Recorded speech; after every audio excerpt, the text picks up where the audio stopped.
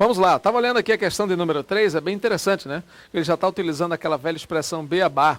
Poderia usar beabyte também, né? Alô, beabyte, já conhece o projeto? Acesse lá, www.beabyte. Quase isso, né? Só que byte é B-Y-T-E. beabyte.com.br. Maravilha, o grande projeto aí do João Antônio, aí nessa questão desse afã de contribuir com a educação do Brasil, essa coisa toda. Vale a pena, dê uma olhada lá. Bom, ele fala aí beabá e não beabyte, né? Este beabá faz referência semântica. Vamos dar uma olhada nesse beabá da linha 9 que ele fala aí. Veja para o texto, ó. É a última frase do primeiro parágrafo. Na última frase você pode olhar na sua provinha, pode ver, veja aí. A última frase, logo do primeiro parágrafo. E este beabá é feito de uma mistura de palavras claras, ditas no momento e para a pessoa certa, somada a uma dose de carisma. Tá. Que beabá? Não se trata de fazer amigos, mas de aprender o que se chama de linguagem corporativa. Então veja, eu vou aprender o que se chama de linguagem corporativa. Estas atual no mercado exige mais do que diploma.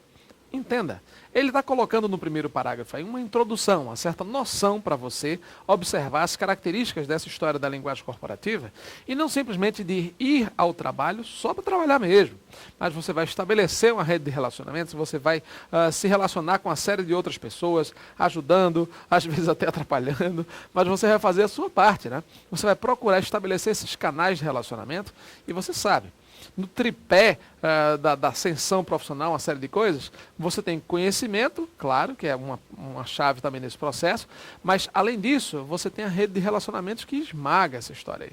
Então, a rede de relacionamentos é responsável realmente aí, né, competência, conhecimentos e rede de relacionamentos. É o tripé aí da eficiência da contratação, segundo muitos gurus aí, em relação ao RH, né? Nesse contexto aí.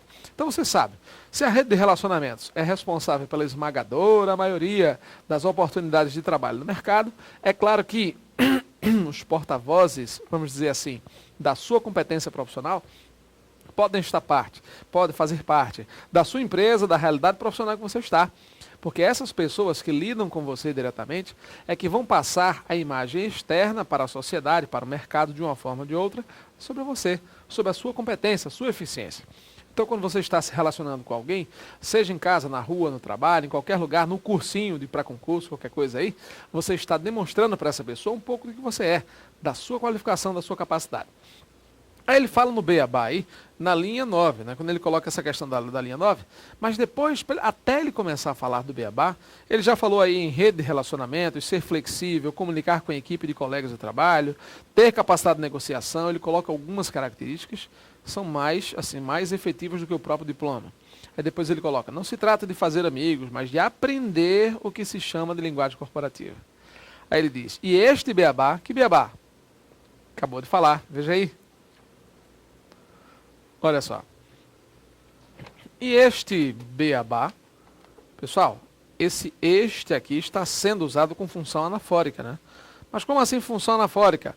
Com função de retomar a expressão que está imediatamente antes. Então a expressão este beabá faz referência aqui a para trabalhar? Não. Mercado, diploma, e aí, o que você acha? Claro, a resposta certa, a letra E. Pessoal, este beabá, que beabá? Esse beabá da linguagem corporativa. Aprender o que é isso? O que é linguagem corporativa, então?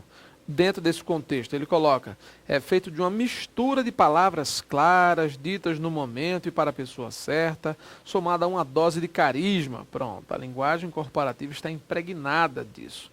Hoje, segundo o texto aí, segundo a autora do texto, né, Ana Maria Rossi, ela está colocando a importância do tal do beabá nesse contexto de relacionamento aí.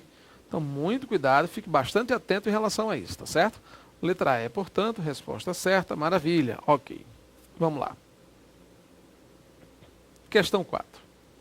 No terceiro parágrafo do texto, a argumentação a favor da eficiência na comunicação interpessoal fundamentou-se. Olha só. Ele fala em relação ao terceiro parágrafo, né? No terceiro parágrafo começa na linha 23. Ele diz, de acordo com a pesquisa feita entre 230 profissionais gerentes de 3 grandes empresas nacionais, a eficiência na comunicação interpessoal funciona como um colete salva-vidas, atenuando os efeitos negativos das pressões e demandas dos níveis físico, emocional e comportamental. E agora?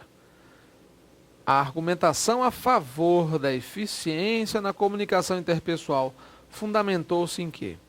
Ele comparou a um colete salva-vidas.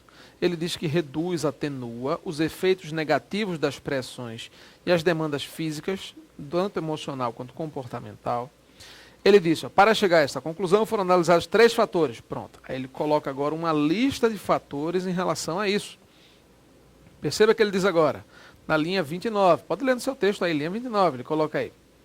As pressões e as demandas no trabalho, o nível de ansiedade somática, comportamental e cognitiva, e o nível de tensão muscular e satisfação profissional. Olha só quantos indicadores. E agora, gente? Essa questão da eficiência na comunicação estaria associada aqui. Fundamentou-se em quê? Resposta certa, letra? Muito bem. Na análise de aspectos sobre o assunto, confrontos de dados estatísticos. Não, ele não confrontou.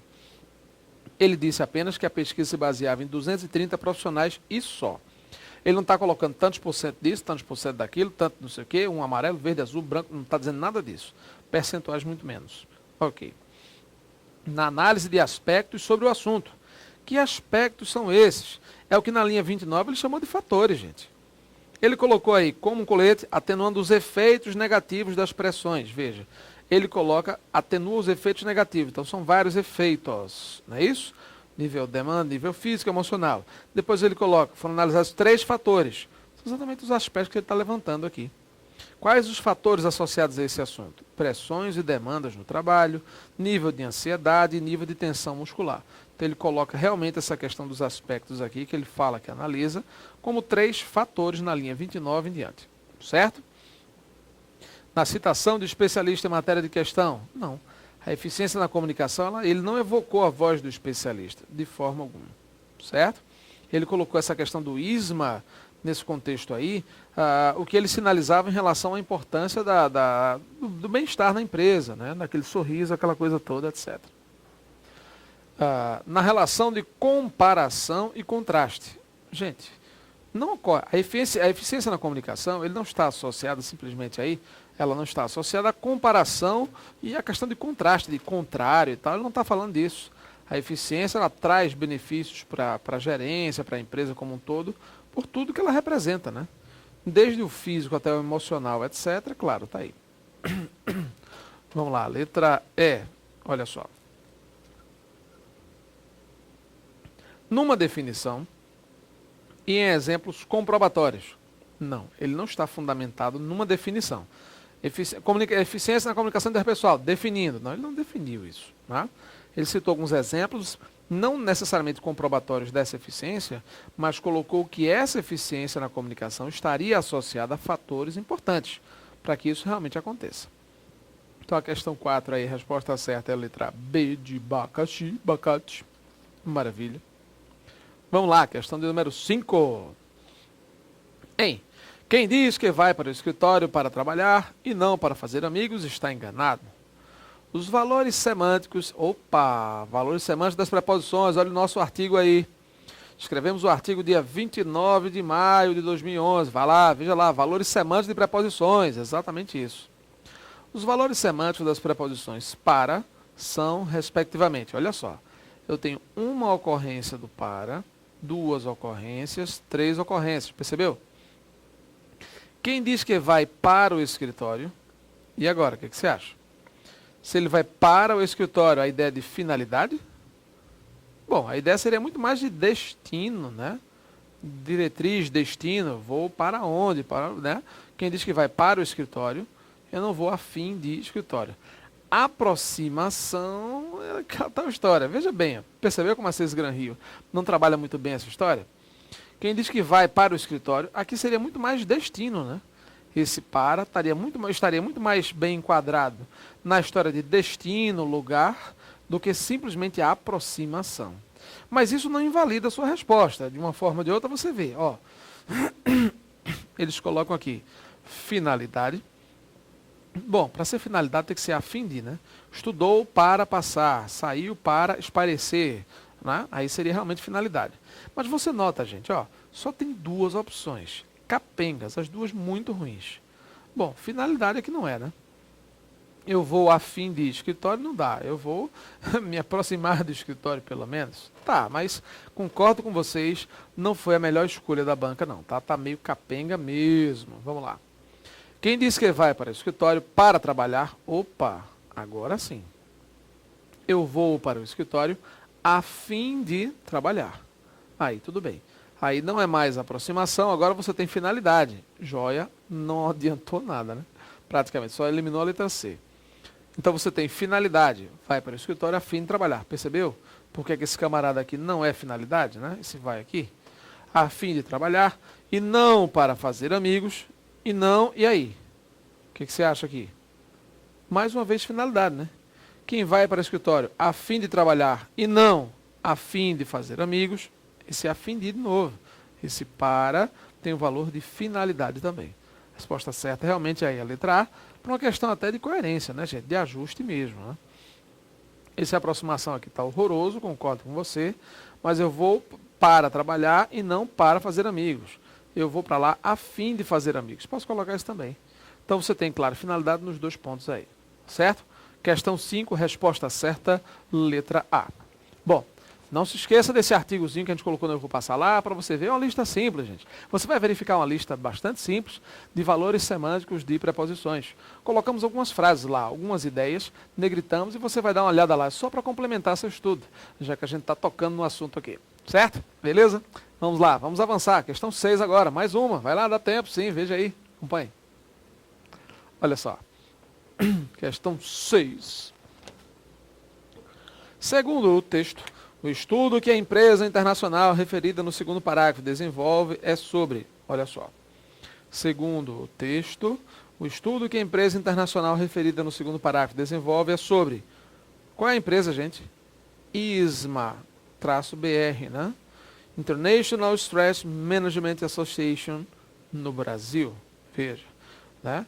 É exatamente uma associação de gerenciamento, de gerência, né, do estresse internacional. Associação Internacional de Gerenciamento de Estresse no Brasil. Ok, a ISMA. Olha o que ele pergunta, gente. Ele quer saber, o estudo que a empresa desenvolve é sobre o quê? Olha o que ele coloca. O que a intuição de muitos profissionais de recursos humanos já indicava, estou lendo aí a partir da linha 16, o que a intuição de muitos profissionais já indicava, foi comprovado no estudo finalizado no primeiro semestre deste ano pela ISMA.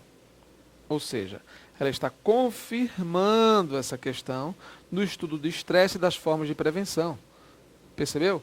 O estudo do estresse e da forma de prevenção. No parágrafo ele fala sobre isso. Ele deixa claro exatamente aí. Tá, mas e aí? Qual seria a resposta certa aqui, gente? No texto ele deixa claro isso aí, né? Quando ele fala do estudo da ISMA, ele coloca, por exemplo, não estou falando da política, mantenha um sorriso e tal, o cliente tem sempre razão, tentando mostrar que a facilidade de expressar ou fazer relacionamentos tem peso tão importante quanto boa formação acadêmica. É exatamente isso. E aí? Acertou quem marcou a letra A. Ok. Olha só. Ela desenvolve estudos, essa empresa internacional, essa ISMA aí, desenvolve estudo, né, um tipo de estudos, né, a base dela, desenvolve sobre um tipo de distúrbio a que o indivíduo está sujeito e como evitá-lo. Qual é o distúrbio, gente? Estresse. Veja que na linha 21 e na linha 22 ele responde exatamente isso aqui. Ele coloca a instituição, a associação de combate ao estresse, aí ele continua, veja, ele complementa na linha 20 até a linha 22. Aí ele coloca aí, a associação internacional que estuda o estresse, ou seja, um tipo de distúrbio que o indivíduo está submetido, e suas formas de prevenção e como evitá-lo. Então está bem claro aí nas linhas 21 e 22, você tem a referência muito explícita aí a essa questão do estresse tranquilamente, certo? Força da linguagem corporativa, não é a questão da força da linguagem mesmo, até porque ele fala que a empresa cuida do aspecto do distúrbio, do próprio estresse aí, né, do gerenciamento do estresse.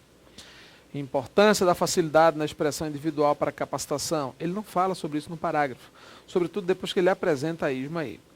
As características externas que interferem no atual mercado de trabalho. Externas não. Está uma abordagem agora centrada mesmo nessa questão da abordagem dos indivíduos na empresa. As consequências dos fatores que interferem no desempenho profissional do indivíduo. Não. não são as consequências dos fatores. Até porque o que ele coloca aí é uma coisa bem clara, ele já deixa no final do texto aí, voltando para o texto, nas linhas 20, 21 e 22. É uma associação do gerenciamento de estresse, ele diz, estuda o estresse e suas formas de prevenção, já disse tudo. Ou seja, o objeto de estudo que ele fala, a empresa internacional e tal, desenvolve um estudo sobre o quê? Linhas 21 e 22. Fechado, né? Fácil demais. Próxima aula a gente continua. Isso aí, vamos lá, vamos em frente.